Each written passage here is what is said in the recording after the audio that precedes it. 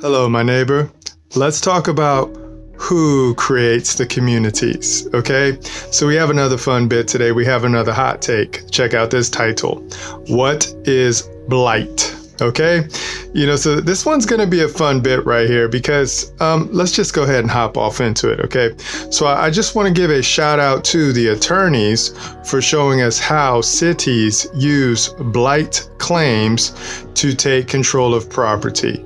Okay, so I was hanging out with the Institutes of Justice attorneys earlier this week, and then they were talking about certain cases that were going on back east right now where government entities were literally taking over city property, or property that was in the city because they identified it as a blighted community, which means it was just ran down. Okay, so the city was taking over rundown communities, and then they were doing things with it, right? So they were doing things with it, and then we thought that this was a very interesting bit because it was showing us how some city entities operate, or some attorneys operate too. Okay, because the attorneys were trying to defend some of the people that were working and living in these communities, from having the government take over their property. Okay, so we really appreciate these attorneys, and we really appreciate how open and how transparent they are with trying to defend these civil rights of the people. Okay, thank you for your service, and thanks for this jump off bit. Now let's go ahead and hop on this hot take right now. What is blight? So we have to lay down some terms, and we have to lay down some conditions, because this is one of the words that our government entities like to use. Okay, so you and I, my neighbor, we have to agree on this term right here. Okay, so check out what blight is and focus on the highlight. Blight, a disease incident to plants, affecting them variously. Sometimes the whole plant perishes, sometimes only the leaves and blossoms, which will shrivel as if scorched. Blight is to blast, blight is to prevent growth and fertility, blight is to frustrate. Okay, so we really like this term right here because, like in California, they have terms and conditions for blighted communities too. And then we just thought it was really cool and really fun because when we were reading within the legislative code how the community development is supposed to be administered, and we see that our government entities have the ability to take over property that they deem blight, or they identify as blight to the community. Okay, so here's the trick right now. We're going to show you the trick. Okay, so drop down and check out this management pattern. This is a management pattern that we've noticed in all sorts of areas. One of the areas that we've noticed this in too is homeowners associations. Okay, so sometimes people don't understand why I go so hard at homeowners associations, because to me that's like the battleground, right? Because people have property, and that property is called their homes, and then the people created homeowners associations to administer the property. And then what's going on right now is that the homeowners associations don't know how to administer the people's property, and then they're making the people's property either less valuable, or they're making it look like it's blight, and we don't like that. Okay, so check this out. This is what's happening with our legislatures too. Okay, here's the pattern, management pattern. Legislative codes and statutes make it difficult for people to protect their property. That's a fact. Okay, the expense to maintain property increases. This is the pattern. Property becomes too expensive to use and provide goods and services for the people. That's a fact, okay? Property owners lose income from property use. That's a fact, okay? Property value keeps decreasing. It keeps going down because it looks bad because nobody's using it, okay? Property in the neighborhood becomes unhealthy. Here goes the trick.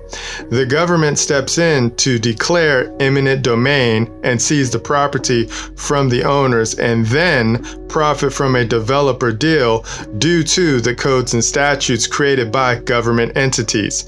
rinse and repeat to seize the people's property.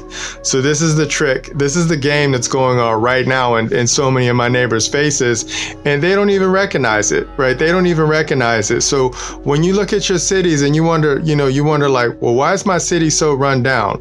Why do I have so many bad neighborhoods in my city? Like, what's going on? Why is there so much graffiti that's going on right now? And the reason being is because the legislatures have made codes and statutes that make it difficult for the people that own that property to manage that property. So they'll write things in like in the building codes and says, well, if you want to build something here, then you have to check this off and check this off and check this off and get this permit and get that permit, and then we will give you the authority to work on that property. Okay, this is also happened in LA right now, with those Palisade fires, because the people can't get permits to build on their property again because the government, the city government and the local government has made it so difficult for the owners of the property to build on their property. But, this is the owner's fault, really, truly. So I hate to say it, but the owners of the property don't know that they created the city government in order for them to administer, the public lands, not the private lands, but the public lands. And then if the people aren't wise enough to actually read your city charter or your county charter or your state's constitution and understand that creator creates creation and understand that your government was created to serve you, then if they take your property from you, that's fair. Them just be the rules to the game. That's fair. So when your communities look blighted, that's a clear example that the people that vote for the elected entities in that area don't know the law, right? We know for a fact, if you have hoods in your city, then that means that the people that are in that city, they don't know the law, because our government entities are basically property managers, right? And this is why we know California's turned out and tricked out right now, because the property managers of the homeowners associations don't know how to manage the property.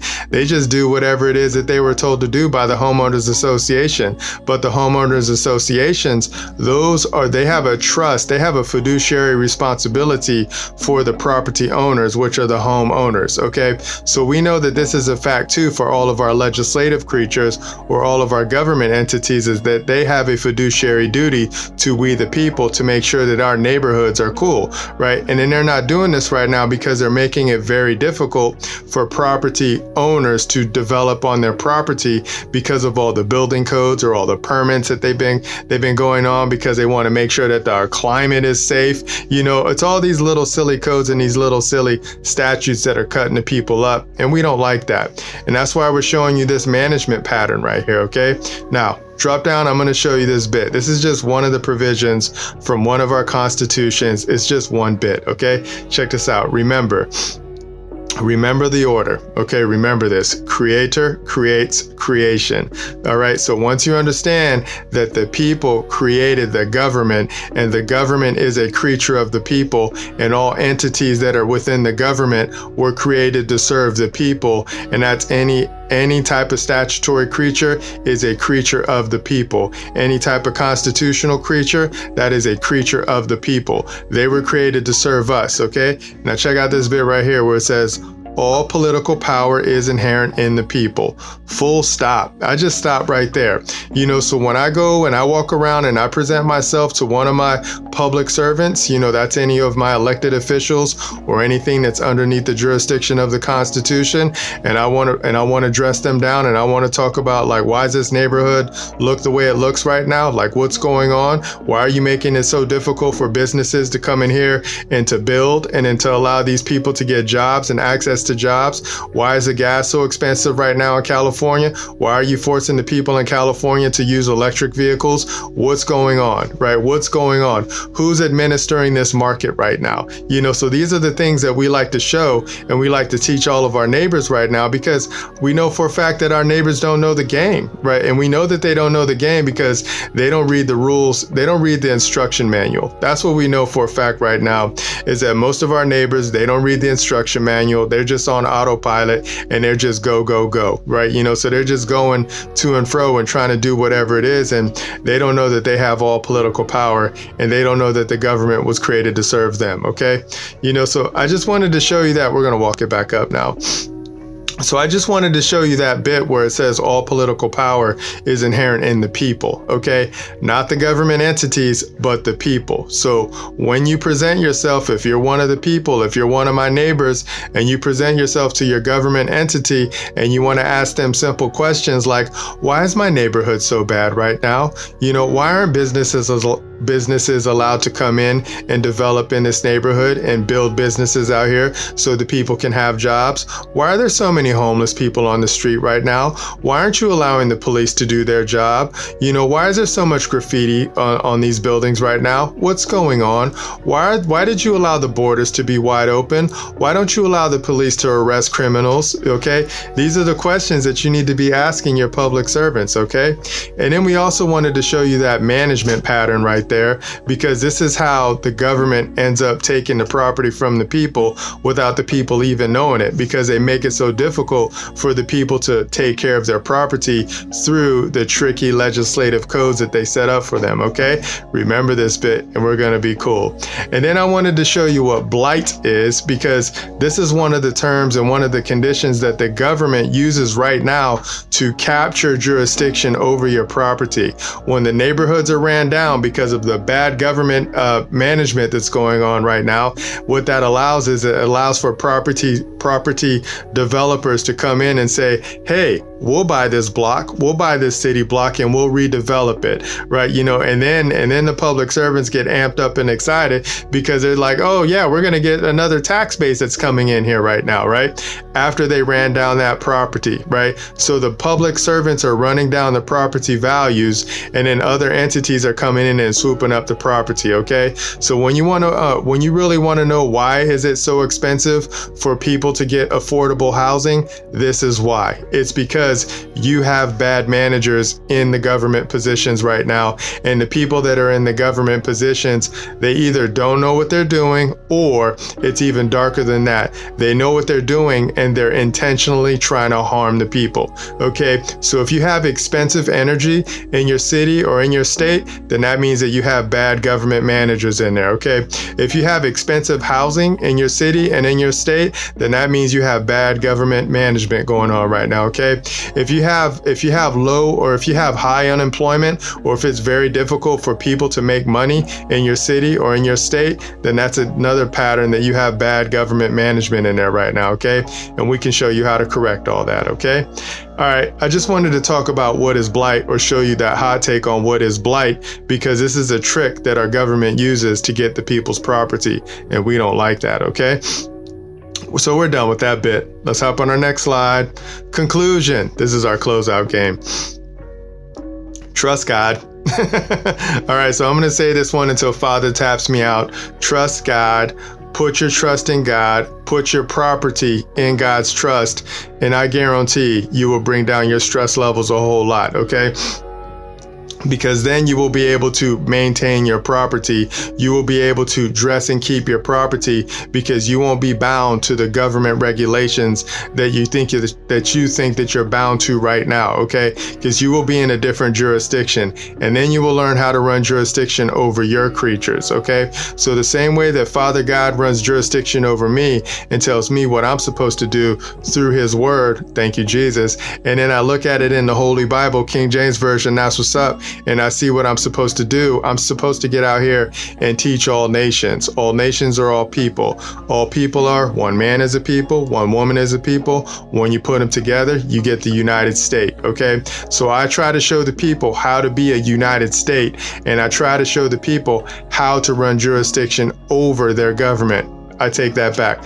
I don't try. I do. Okay. I do show you how to do it, so then that way you can get out there and you can keep your government in check. Okay. I gotta correct all my weak words right now. Okay. So I'm done with saying if, and I'm done with saying unworthy, because I know I'm worthy because Father chose me to do what I'm supposed to be doing. Okay. All right. So no more weak words are coming from me. All right. So remember, just put your trust in God and you will crush. Okay. All right. Let's walk it back up now. So I just wanted to give a shout out to those attorneys for showing us how cities use blight claims to take control of property. I really appreciate that bit right there, because I didn't know how the attorneys, or I didn't know how the cities were doing it. And this basically explains everything to me. So when I see cities ran down, or neighborhoods that are ran down, or property value that's shooting through the roof, I know it's because the government is not doing what they're supposed to be doing, because they're not making the place safe for me as one of the people to live in. Okay. And I don't see that as a benefit. So if my government no longer benefits me for what it is that we created them to do, we call that maladministration. And then what do? We dress them down.